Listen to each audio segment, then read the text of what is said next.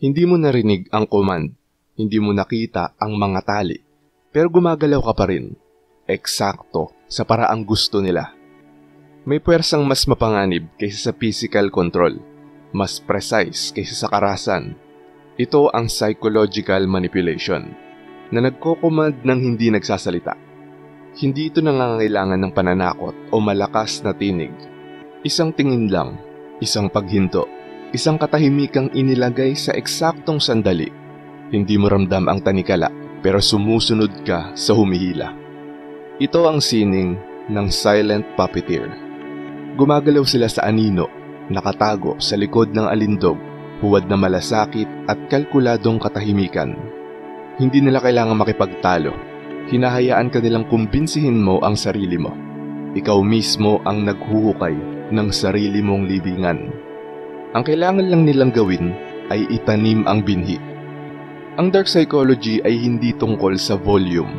Ito ay tungkol sa suggestion, sa paghubog ng iyong emotional landscape ng napakabanayad na nagsisimula kang isipin ang kanilang mga hangarin ay sarili mong mga ideya. Mahusay sila sa body language, sa eye contact, sa distansya.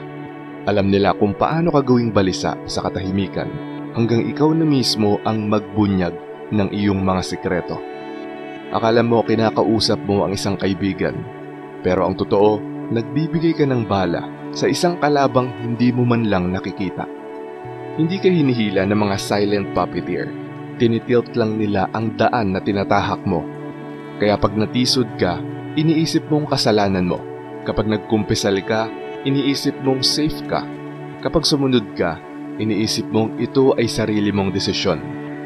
Ang kapangyarihan nila ay hindi mula sa domination, kundi mula sa infiltration. Nagkakabit sila ng guilt kahit walang paratang. Tinitrigger nila ang kahihiyan kahit walang panghusga. Binabaluktot nila ang iyong pananaw hanggang ang tama ay mukhang mali at ang mali ay tila makatwiran. Sinasamantala nila ang pagnanais mong maging katanggap-tanggap, maging mabuti, maging mahalaga. At sa bawat tahimik na mga interaksyon, nire-reconstruct nila muli ang istruktura ng iyong isipan, one wordless command at a time. At ang pinaka nakakatakot na bahagi ay hindi na nila kailangang magsinungaling. Inaakay ka lang nila patungo sa isang katotohanan na sila mismo ang bumuo. Isang katotohanan na parang sariling tinig mo na rin ang naririnig mo. Ganun kalalim ang laro. Hindi nagmamadali ang mga silent puppeteer. Pinag-aaralan nila ang iyong ritmo, ang mga pag-pause, ang mga insecurities mo. At pagkatapos, kahit hindi ka nila hawakan, nakokontrol ka nila na parang isang manika sa isang dula. At kapag ikaw ay nagising, kung sakaling magising ka, mapapabalik ka at marirealize na hindi mo talaga sila nilabanan. Sarili mo ang kalaban mo na ang kamay nila ay nakatanim sa loob ng iyong isipan. Kaya mag-ingat sa mga hindi kailanman nagtataas ng boses.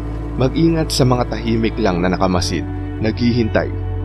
Dahil sa mundo ng dark psychology, ang pinakadelikado at ang pinakamakapangyarihang manipulator ay yung hindi kailanman nagsasalita.